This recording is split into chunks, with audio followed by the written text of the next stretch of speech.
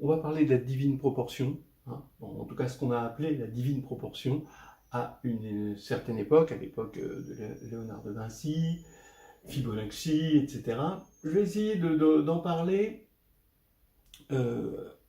en lien avec la méthode des puissances. Bon, comme ça permet de joindre l'utile à l'agréable.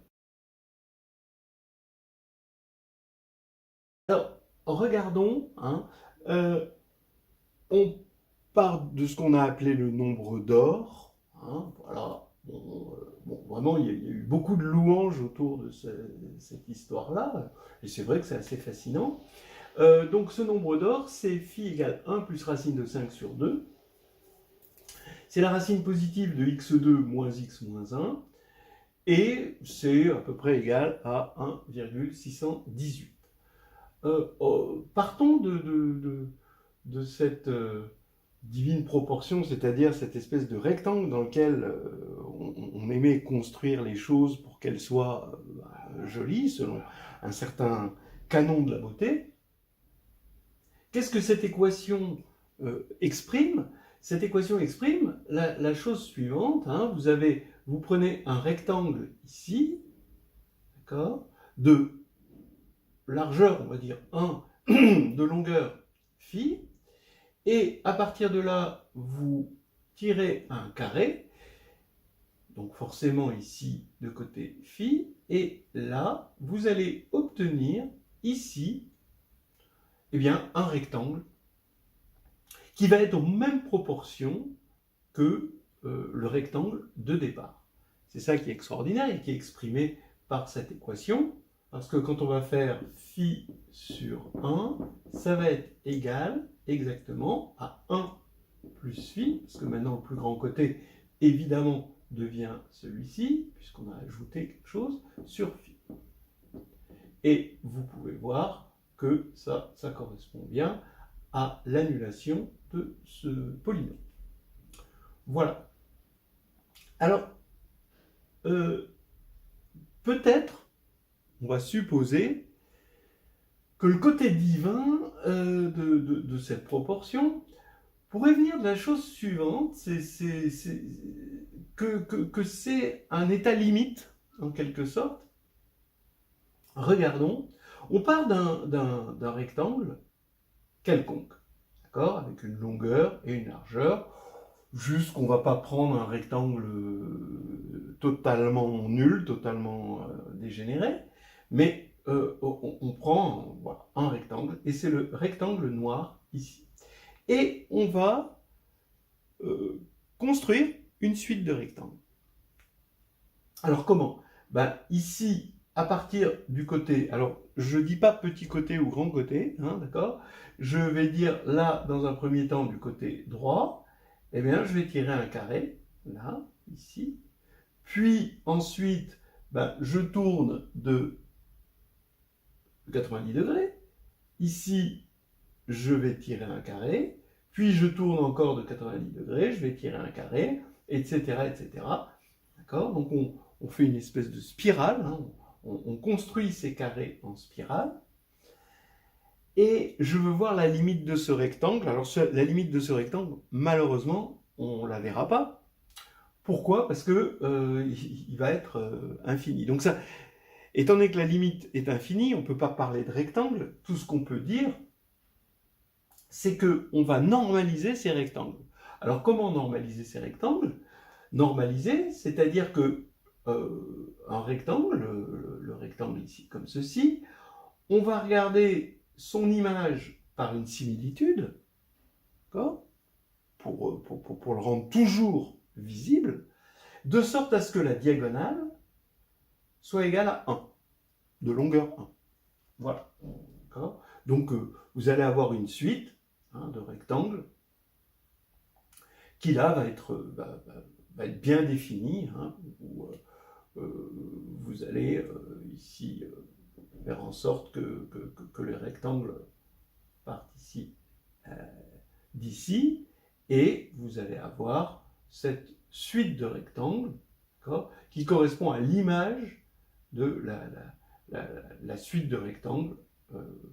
Alors on envoie d'abord ce point, ensuite ce point, etc., là-dessus, pour obtenir un rectangle ici, et par une similitude, de sorte à ce que la diagonale fasse... Voilà. Eh bien, cette loi de la divine proportion va nous dire que la suite de rectangles tend vers un rectangle d'or, c'est-à-dire un rectangle dont on était parti ici. Alors maintenant, on va voir le lien avec la méthode des puissances, mais dans un cadre particulier, dans celui-ci. Ensuite, on essaiera de faire une petite généralisation. On va faire le lien avec cette méthode des puissances. Regardez ce qui se passe. En fait, on voit que cette construction nous amène naturellement à un problème d'algèbre linéaire. Pourquoi? Donc là, j'ai rajouté les longueurs. Je pars d'une longueur x0, y0. Donc, je pars d'un système de longueur-largeur du rectangle x0, y0. Puis ensuite, je vais appeler x1, y1 là. D'accord. Ensuite, vous voyez, x2 va être ici et y2 là. D'accord. Etc. Vous allez avoir x3 ici, y3 là, etc. Puis on tourne comme ça en spirale. Eh bien, ce qu'on a fait, c'est juste des additions. On est vraiment dans l'algèbre linéaire. Vous avez xn plus 1, yn plus 1 est égal à la matrice 0, 1, 1, 1, xn, yn, effectivement, puisque xn plus 1, ça va être égal à yn, d'accord? Et puis yn plus 1, ça va être xn plus yn, selon notre récurrence. C'est-à-dire que j'appelle A cette matrice-là. Vous aurez reconnu la matrice compagnon de x2 moins x moins 1, c'est-à-dire ce polynôme-là. Et je vais appeler un ce vecteur-là, de sorte à ce que un plus 1 est égal à AUN. D'accord? Et qu'est-ce qu'on fait, en fait, en passant de ce rectangle-là à un rectangle normalisé? On divise, on a un vecteur Vn, d'accord? On étudie un vecteur Vn qui est simplement un divisé par la norme quadratique de un pour avoir le xn carré plus yn carré égale 1. C'est bien exactement ce que l'on veut. Alors, donc on va étudier évidemment cette suite. D'accord. Et en fait, ça implique que un est égal à an u0. Alors faisons l'étude de A. Bon, son polynôme caractéristique, c'est x2 moins x moins 1, que vous ayez vu ou non que c'est la matrice compagnon de ce polynôme. Donc les valeurs propres, ça va être le fameux phi. Et quelle est l'autre valeur propre? Eh bien, ça va être phi prime. C'est l'autre racine, on appelle la conjuguée, telle que phi prime est égal à moins 1.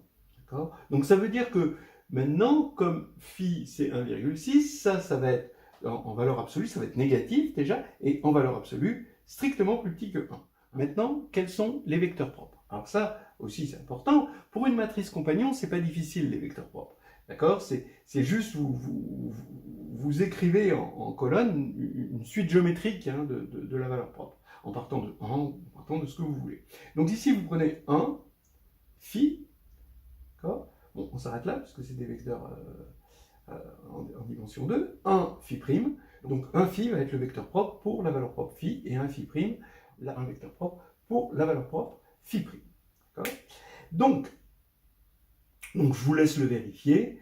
A fois 1 appliqué à 1 phi, d'accord, ça va faire phi, donc vous prenez 1 phi, ça va faire phi ici, et 1 plus phi plus 1 ici, mais phi plus 1, d'après ça, ça fait phi 2, donc ici ça fait phi 2, donc ça fait bien ce vecteur fois phi, donc il est bien vecteur propre. Voilà, donc on est dans un cadre diagonalisable, et qu'est-ce qu'on est en train de dire quand on dit que la suite de rectangles normalisés va tendre vers un rectangle d'or? C'est simplement la méthode des puissances, bon, qui possède évidemment des hypothèses dont on va parler, mais on va dire que la suite des Vn va tendre vers un vecteur propre pour la valeur propre phi. Alors pourquoi la valeur propre phi? Pourquoi pas la valeur propre phi prime? Ça, c'est parce que phi, c'est la valeur propre la plus grande, et l'autre va s'écraser devant phi. Voilà. Alors maintenant, donc, on comprend un petit peu, non pas la preuve de ça, parce que ça repose sur la méthode des puissances, mais au moins le lien entre ce rectangle limite et la méthode des puissances. Voilà. Maintenant, on va parler un petit peu de la méthode des puissances. Bon, alors je vais vous présenter, c'est pas la méthode des puissances, mais disons c'est un avatar de la méthode des puissances. Ça peut être avec d'autres hypothèses, bon, on peut l'avoir sous pas mal de formes. Mais voilà, je vais partir de ces hypothèses-là pour la méthode des puissances. Je travaille dans Mn2R, je vais partir d'une matrice réelle diagonalisable avec sa plus grande valeur propre.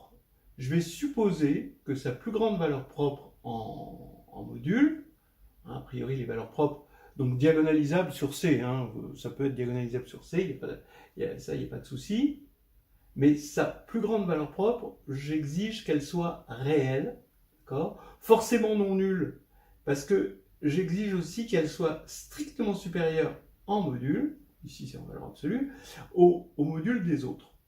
Et les autres, je les ordonne comme ceci. Voilà. Donc, deux choses, hein.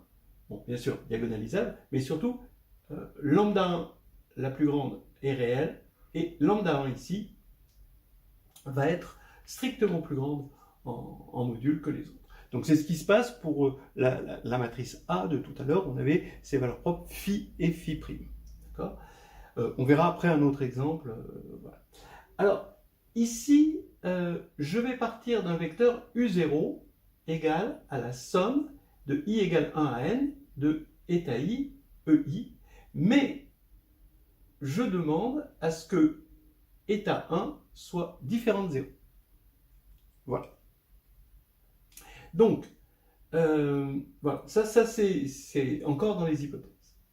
Alors maintenant, je vais construire, comme tout à l'heure, presque comme tout à l'heure, hein, une suite d'itérés normalisés. Tout à l'heure, ce que je faisais, c'était uk plus 1 égale a uk.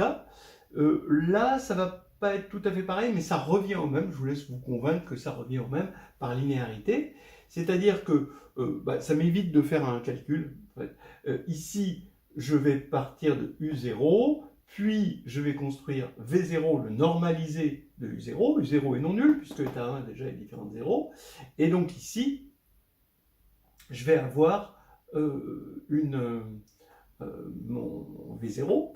Et après, je vais directement partir de V0 pour construire U1. D'accord ? U1, ce sera A V0. Puis, je construis V1 comme le normalisé de U1, etc., etc. Et j'affirme, bon, donc ça va être la même suite parce que l'on normalise UK ou que l'on normalise VK, ça va donner la même chose. Donc ici, je dis la chose suivante, que la suite V2K, attention, V2K, tend maintenant vers un vecteur propre pour, et normalisé a priori, hein, pour la valeur propre lambda 1. Donc, étant donné que c'est diagonalisable et que cette valeur propre-là est simple, vous avez une droite propre, donc ça veut dire que V2K, il peut tendre que vers deux vecteurs possibles, d'accord ? Parce que sur une droite, il y a deux vecteurs normalisés. Alors, maintenant, comment ça se montre ? Bon, c'est vraiment pas dur. Hein. Bon, regardez U1. Combien il vaut ? Ça va être A V0. Mais V0, c'est U0 sur la norme de U0. Donc, voilà. Hein, donc, U1 vaut ceci. J'ai juste mis en facteur lambda 1 pour une raison que vous allez voir tout à l'heure. D'accord ? Donc, mais si vous développez lambda 1, vous voyez juste, on utilise juste le fait que les EI sont les vecteurs propres pour les valeurs propres lambda i. Donc voilà U1. Maintenant, V1, V1, qu'est-ce que ça va être ? Ça va être ce vecteur-là normalisé, finalement. Donc ici, ça veut dire que ce vecteur-là, hein, on va le normaliser. Et ce scalaire, on le normalise aussi. Et quand on normalise le scalaire, bah, il va rester le signe, parce que là, c'est là où on se sert du fait que lambda 1 est réel. C'est quand on veut faire lambda 1 sur valeur absolue de lambda 1, bah, ça va donner le signe de lambda 1. Lambda 1 est non nul, hein, je vous rappelle. Donc ici, voilà, on a ceci. Et on voit que, toujours pareil, c'est bien défini, hein, parce que on peut diviser toujours par ça, toujours par le fait que état 1 est différent de 0. Donc ça, c'est pas un vecteur nul. Donc on peut toujours normaliser. Voilà. Alors maintenant, bah, je vous laisse vérifier la récurrence. Donc ici, qu'est-ce qui va se passer en général, hein? Donc on va avoir V ici, K, qui va être égal à le signe de lambda 1 puissance K. Ici, on va voir apparaître des puissances K à chaque fois qu'on va passer par A. Bon, c'est un calcul un petit peu, voilà, qui se fait, bon, c'est naturel, hein. Ici, on va avoir puissance K.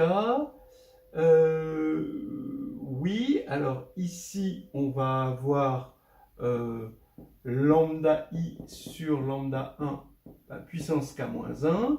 Et là, c'est pas tout à fait lambda 1, c'est lambda 1 fois le signe de lambda 1 puissance K-1. Voilà. Bon, c'est très direct, hein, vous faites ça directement et vous obtenez, bon, c'est surtout VK qui est égal à ceci. Et maintenant, on voit pourquoi on s'intéresse à V2K. Là, vous voyez, on avait pris lambda 1 réel, donc le signe, voilà, c'est 1 ou moins 1. Donc, pour éliminer, pour qu'il y ait vraiment une convergence, il faut éliminer ce signe qui n'arrête pas d'alterner. Donc, on va mettre 2K, d'accord? Et maintenant, on se sert du fait qu'en module, ça tend vers 0, pour I strictement plus grand que 1, d'accord? Donc ça va être en module strictement inférieur à 1, après ça, et donc en prenant la puissance k, ça va tendre vers 0. Donc il va rester plus que, donc V de k va tendre vers, donc là je vous rappelle que ça s'élimine à cause du 2k, et il va rester état 1, E1, d'accord? Parce que pour i égale 1, on va avoir 1 ici, donc état 1, E1, sur la norme de état 1, E1. Voilà. Donc c'est effectivement un vecteur propre. Il est non nul, attention, hein, il faut le dire, hein, pour la valeur propre lambda 1. Et il est normalisé. Donc il n'y a que deux éléments possibles. Voilà. Et donc vous voyez que le lien, hein, avec le rectangle d'or vers lequel on tombe, puisque dans la matrice de tout à l'heure, on tombe sur un vecteur propre, on va tomber sur quelque chose qui est proportionnel à 1 phi, c'est-à-dire un vecteur, le E1, on ne les avait pas spécialement pris normaux, hein, mais on avait pour E1 1 phi. Donc ça veut dire que notre rectangle, il est à la divine proportion. Voilà.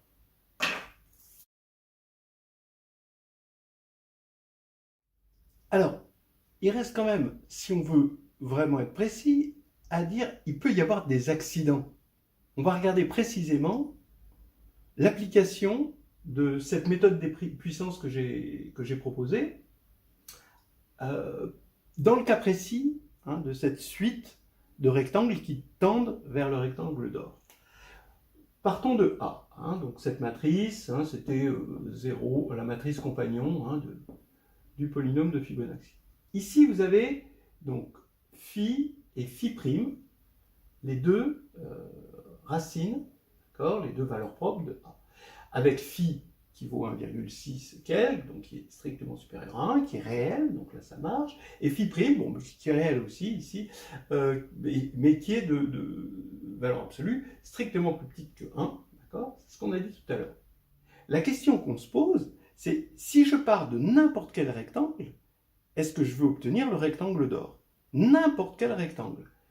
C'est-à-dire, est-ce que pour n'importe quel rectangle, je vais bien vérifier l'hypothèse, bon, ces hypothèses-là, la diagonalisabilité, etc., ceci, Bon, ça c'est vérifié. Mais ça, pour n'importe quel rectangle, c'est pas évident.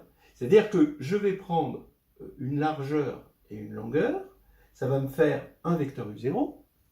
Pourquoi, quand je vais décomposer U0 dans une base choisie de vecteurs propres de A, hein, forcément pour les valeurs propres phi et phi', je vais bien avoir état 1 différent de 0.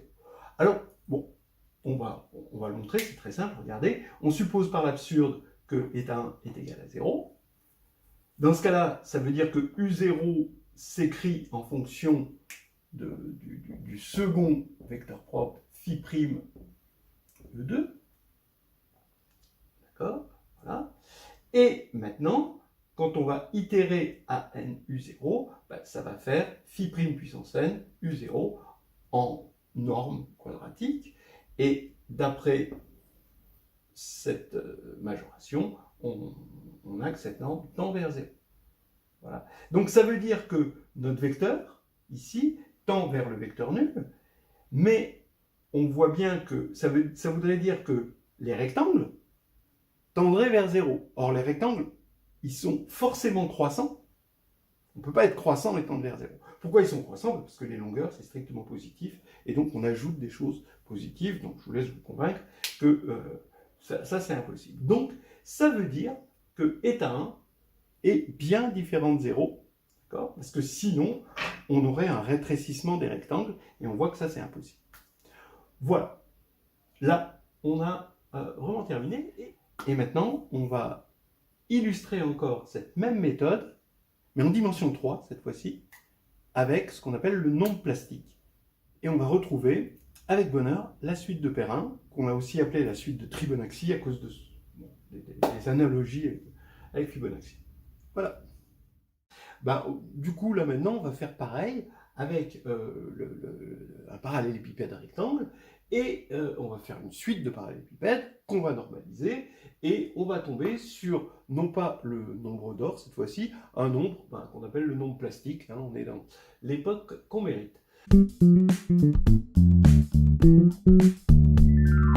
Alors ici, comment on fait, hein, vous partez ici d'un parallélépipède rectangle qui est aux dimensions petit x, donc c'est le parallélépipède en noir, petit x, ici largeur, hauteur, profondeur, bon voilà, j'ai pris x, y, z, et on va lui accoler ici un autre parallélépipède qui est en rouge, d'accord, en ajoutant ici y, donc la y est toujours la même profondeur.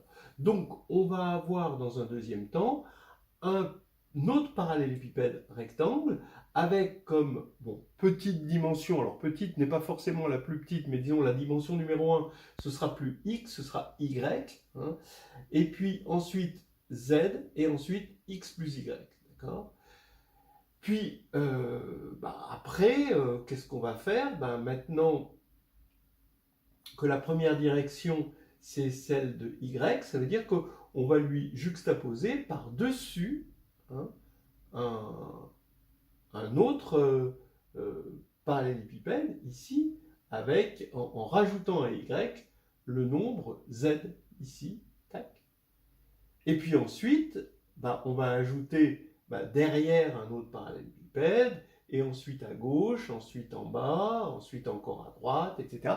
Et on va tourner comme ceci, en spirale, mais cette fois-ci on est en dimension 3, hein, et on va obtenir un parallélépipède, une suite de parallélépipèdes de plus en plus grands, qui tend bien sûr vers l'infini, parce que x, y et z sont positifs, et strictement, et donc on a besoin de normaliser. Donc on les normalise de sorte à ce que x2 plus y2 plus z2 égale 1, c'est-à-dire que la grande diagonale est de longueur 1.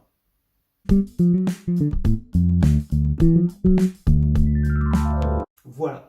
Alors bon, donc ça c'est voilà pour la construction. Ça veut dire maintenant, encore une fois, ce qu'on a fait, c'est géométriquement de l'algèbre linéaire, c'est-à-dire que on va avoir une suite, hein, où ça c'est donc les dimensions du parallélépipède, xn plus 1, yn plus 1, zn plus 1, c'est égal au vecteur yn, zn, xn plus yn. D'accord? exactement ce qu'on a fait, en partant d'une largeur L, une hauteur H et une profondeur P, qui sont, on va tous les supposer, évidemment, strictement positifs. D'accord ? Donc ça, j'appelle ça U0. Donc je vais avoir une suite récurrente, ici UN, et ça va être UN plus 1 égale AUN, avec A, cette matrice-là, hein, que vous pouvez vérifier par cette formule. D'accord ? Et cette matrice, c'est la matrice compagnon. Hein.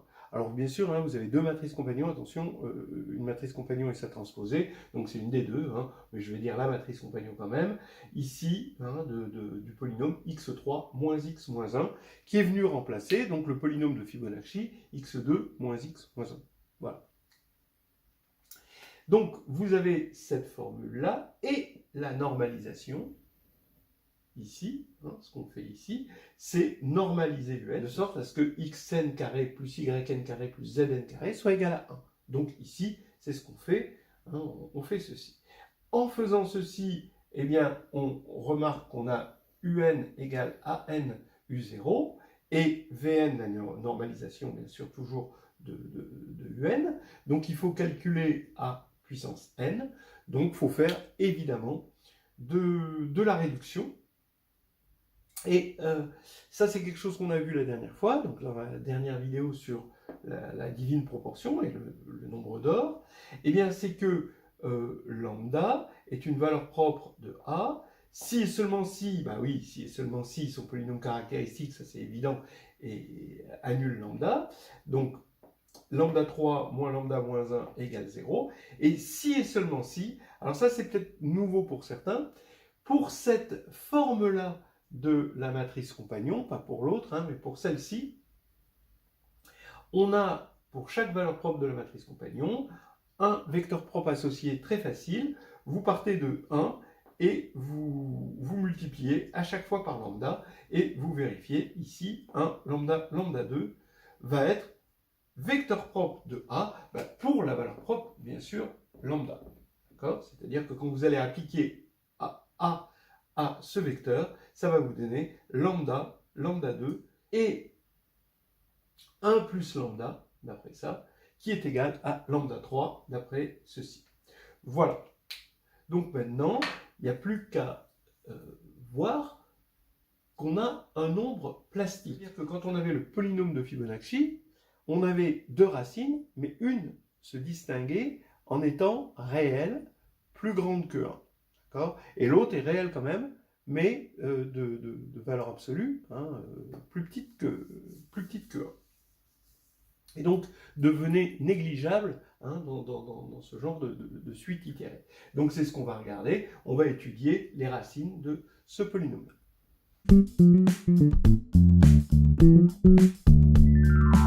Alors, on voit qu'il est important de prouver que on a un... Donc pour cette méthode des puissances, hein, vous vous rappelez que pour qu'elle marche, il faut qu'il y ait une racine réelle, hein, a priori, qui se distingue en modules. Bon, alors là, c'est exactement ce qui va se passer. x3 moins x moins 1 possède une seule racine réelle, psi. Hein, alors donc traditionnellement, hein, ça va être le nombre plastique, hein, qu'on appelle psi. Et deux racines complexes conjuguées, alpha, alpha bar, bon bah, donc complexe, c'est un nom réel, avec psi strictement supérieur à 1 et alpha en module strictement inférieur à 1, bon alpha carré ou alpha, c'est comme vous voulez. Pareil. Alors, donc voilà, ça va être le truc important qui fait qu'on peut appliquer, hein, la méthode des puissances.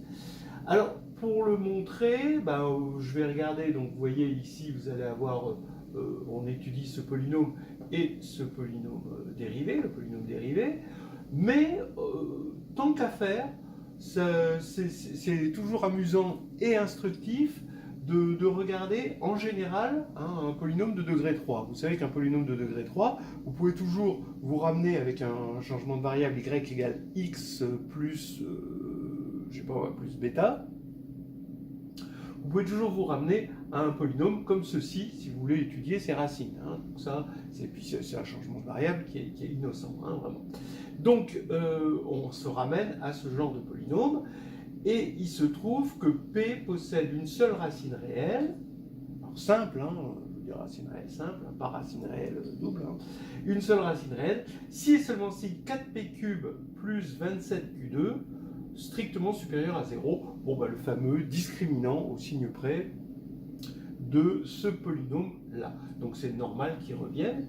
Alors, bon, je vais vous montrer la preuve parce que on peut y réfléchir, on peut réfléchir à la manière la plus agréable de prouver ça, parce qu'on se doute que c'est quand même pas très très agréable de prouver ça, mais il y a quand même une manière que je trouve étonnamment astucieuse, pas géniale, hein, mais quand même c'est une petite astuce qu'elle vient de mettre dans son couteau suisse. Regardez, donc quand vous allez étudier ce polynôme en moins l'infini, donc il vient de moins l'infini, il va vers plus l'infini, la seule manière qu'il ait 3 racines, d'accord, c'est que quand on va regarder ici, qui va passer forcément par le théorème des valeurs intermédiaires, par 0 quand il va atteindre son maximum, et qui repasse par 0 ici, quand il va atteindre son minimum. Si, évidemment, hein, attention, hein, si, donc lui son dérivé, son polynôme dérivé, c'est x2 plus p. Si p est strictement positif, évidemment, il va toujours grimper, donc là, il a une seule racine réelle, et en même temps, ça, c'est forcément strictement positif. Donc là, il n'y a pas de souci. Maintenant, s'il a un maximum et un minimum, c'est-à-dire si p est négatif, bon, là, je vais même rajouter ici, dans le premier cas, P positif ou nul. Hein. Là, je vais avoir un maximum, un minimum, et puis atteint en des abscisses opposées, hein, que je vais appeler lambda et moins lambda.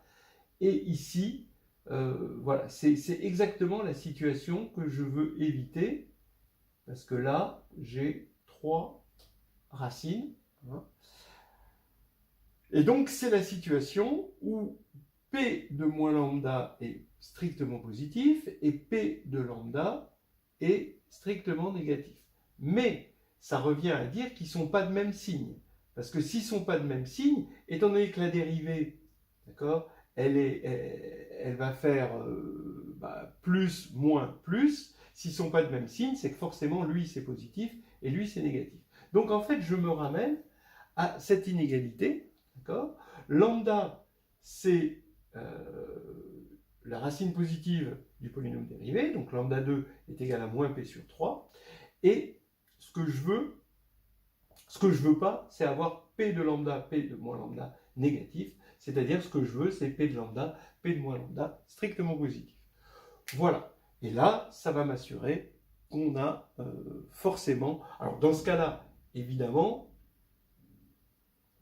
p de lambda sera négatif, hein, pour des raisons de signes de dérivée. Alors donc on veut ceci, regardez, hein, on fait le calcul, lambda 3 plus p lambda plus q. Maintenant, comme l'autre racine c'est moins lambda, moins lambda 3 moins p lambda plus q. Et là, je vois une différence de 2 carrés, d'accord.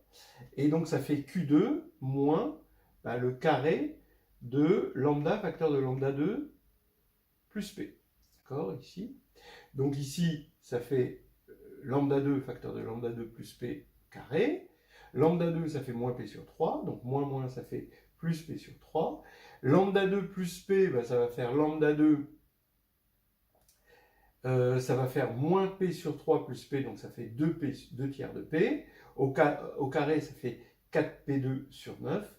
Donc ça me fait ça. Et là, très facilement, j'ai 4p³ plus 27q2 sur 27. Donc je veux que ce soit strictement positif, donc j'ai bien ma condition. Voilà. Donc bon, c'est un petit amusement ici, je trouve c'est assez sympa si on ne savait pas comment ces choses marchent. Et c'est vraiment un tout petit calcul qui nous amène à ce discriminant, hein, qui revient toujours quand on étudie ce polynôme. Alors maintenant, on revient là-dessus.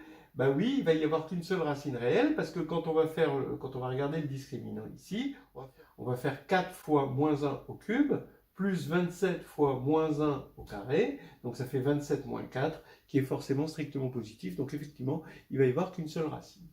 Alors maintenant, ben, on réalise aussi que 1 a pour image moins 1, d'accord? Parce que 1 ici a pour image moins 1. Donc on est encore dans le négatif. Ici, on va avoir, d'accord, quelque chose comme ça, hein, d'accord, pour notre polynôme, avec nos deux racines, mais qui vont donner des images dont le produit est positif, mais qui sont toutes les deux dans le négatif. Et on se rend compte que 1 a pour image moins 1. Et donc, ça veut dire qu'on a forcément comme racine, par le théorème des valeurs intermédiaires, un psi strictement supérieur à 1. Voilà. Donc, psi est strictement supérieur à 1. Et donc, du coup, comme le produit des racines, alors attention, le produit des racines est égal à moins 1 fois moins 1. Hein. Il y a des changements de signes. Donc, le produit des racines est égal à 1. Donc, ça fait que psi... les deux autres racines, quand on a un polynôme réel, sont forcément des racines complexes conjuguées. Donc on va avoir alpha, alpha bar. Donc psi, alpha, alpha bar est égal à 1. Donc ça fait psi module de alpha carré est égal à 1. Donc comme psi est strictement supérieur à 1, ça veut dire qu'on a bien ceci comme on voulait. Donc ça veut dire qu'on est dans une situation qu'on aime bien, avec non seulement une racine réelle qui se distingue, mais les autres racines qui sont aussi de modules strictement inférieurs à 1. On va voir les conséquences un peu plus tard. Mais en tout cas, qu'est-ce que ça va nous donner? Ça va nous donner, si on applique la méthode des puissances, comme on l'a vu avec un S, comme on l'a vu dans la vidéo précédente, hein, sur la divine proportion et la méthode des puissances, tout ça va dire que notre parallélépipède limite, dans la construction qu'on vient de faire, à aller se retrouver aux proportions de 1, psi et psi 2. D'accord? Voilà, avis aux architectes. C'est d'ailleurs pour ça, je pense que ça a été appelé nombre plastique lié aux arts plastiques, un espèce de volume idéal pour une pièce. Voilà, donc peut-être que cette pièce, faudrait, non, pas du tout, je pense pas. Quoique, pourquoi pas. Vérifiez, hein, vous regardez les dimensions de votre chambre, et puis vous regardez si vous pouvez trouver un nombre plastique. Hein, si ça se trouve, votre architecte avait le nombre plastique en tête quand il a fait votre chambre et votre immeuble. Alors, ici, bien sûr, c'est des proportions. Hein, quand on dit le parallélépipède rectangle limite, c'est modulo normalisation. Hein, quand on normalise, il faut diviser, bien sûr, par racine de 1 plus psi 2 plus psi 4. Voilà.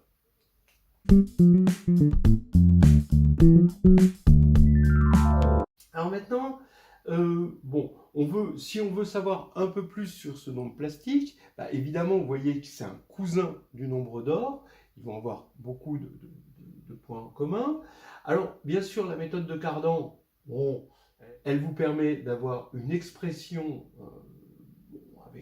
en termes de radicaux de psi, hein, évidemment. Hein, je vous rappelle qu'une équation de degré 3, elle se résout par radicaux. Et on sait, on a des méthodes. Donc voilà, bon, c'est pas très illuminant. Il vaut à peu près 1,3247. Ça va être assez important quand on va continuer. Il va avoir une caractérisation très particulière. Hein. Ça va être le nombre tel que tata, et qui vérifie tata. Ça, c'est quelque chose quand même d'intéressant. Et donc dans la cousinade, hein, donc son cousin le plus proche, c'est quand même le nombre d'or. Alors le nombre d'or qui lui a une expression comme la racine de 1 plus racine de 1 plus racine de, etc. Eh bien là c'est pareil. Hein, vous prenez la suite xn plus 1 égale racine cubique de 1 plus xn avec un x0 positif, et ça va, en étudiant cette fonction, bon, c'est pas difficile de voir qu'elle a un seul point fixe et que ça va être le nombre plastique et que c'est un point fixe attractif. Et donc vous allez avoir psi égale racine cubique de 1 plus racine cubique de 1 plus etc. etc. En revanche, je vous rappelle que le nombre d'or, c'est 1 plus 1 sur 1 plus 1 sur 1 plus etc. etc. Vous n'allez pas avoir quelque chose d'aussi joli pour le nombre plastique. Évidemment, hein, le nombre plastique va avoir une décomposition en fractions continues, mais elle va être loin d'être aussi jolie, ne serait-ce que par un théorème qui dit que quand qu'une fraction continue est périodique, donc il va y avoir les nombres qui apparaissent dans la fraction continue possèdent une certaine période, si et seulement si le nombre est quadratique. Or, psi n'est pas quadratique, hein, il est solution d'un polynôme de degré 3, là, il est loin d'être quadratique. Ensuite, encore une autre cousinade qui le relie au nombre d'or. On avait vu dans une série de vidéos la suite des nombres de Perrin, donc pour 0 ça fait 3, 0 et 2, et ensuite hein, on applique l'équation caractéristique de la suite linéaire récurrente, ça va être x3 moins x moins 1, exactement pareil. Donc ici on ajoute 3 plus 0 pour donner 3, 0 plus 2 pour donner 2, hein, 2 plus 3 ça fait 5, là ça fait 5, ensuite 7. On avait vu que c'était la suite donc, des nombres de Perrin, qu'elle avait une propriété particulière, c'est que si P est premier, alors petit p divise grand P indice petit p, voilà, et que la suite Pn est égale donc du coup à la somme des puissances n des racines. Donc c'est des sommes de Newton hein, pour le polynôme x3 moins x moins 1. Donc c'est psi puissance n plus alpha puissance n plus alpha bar puissance n. Pourquoi parce que chacune de ces suites géométriques là va vérifier la relation de récurrence de Perrin, hein, d'accord, c'est-à-dire que ça plus ça est égal à ça. Bon, ça c'est évident parce que la raison est égale à une des racines de ce polynôme. Donc la somme aussi. Donc maintenant, il suffit de vérifier sur les trois premiers termes, puisque c'est une relation de récurrence d'ordre 3, il suffit de vérifier sur les trois premiers termes que ça marche, et avec les relations coefficient racine, ça marche. Bon, en gros, hein, c'est une façon rapide de dire des choses qui avaient déjà été dites dans les vidéos précédentes sur la suite de Perrin. Donc maintenant, c'est là qu'on va se servir hein, du fait que psi est strictement supérieur à 1 et que alpha en module est strictement inférieur à 1 pour voir que ceci c'est négligeable. Et donc, on va avoir psi égale limite de P indice n plus 1 sur Pn. De la même manière que son cousin phi, le nombre d'or, était la limite de Fn plus 1 sur Fn, où Fn c'était la suite de Fibonacci. Alors, vous allez me dire oui, mais pour ce rapport-là, on n'a pas besoin que lui soit strictement inférieur à 1, on a juste besoin que psi soit le plus grand de tous en module. Hein. C'est ça qui permet de nous apporter ça. Alors oui, effectivement, mais regardez, maintenant on va regarder la propriété spécifique du nombre plastique et du nombre d'or qui est liée au fait que ce sont des nombres strictement supérieurs à 1 dont les conjugués, parce que donc ça on va appeler ça les conjugués, les autres racines du polynôme dont il est issu, les conjugués sont de modules strictement inférieurs à 1. Regardez, eh bien, calculez psi, vous prenez psi, prenez cette approximation, hein, puissance 10, d'accord, faites-le à la calculette, et vous allez tomber sur un nombre qui est presque entier. Voilà. Alors, regardez, hein, vous mettez à la puissance 10, effectivement, à la puissance 10, à cause de ce phénomène, ça va tendre vers 0, ça va tendre vers 0, et donc ça va être, on va avoir une famille, une suite géométrique de presque entiers. c'est-à-dire un nombre qui ressemble beaucoup à des entiers. Donc, psi n est un presque entier. Alors, on avait d'autres presque entiers, effectivement.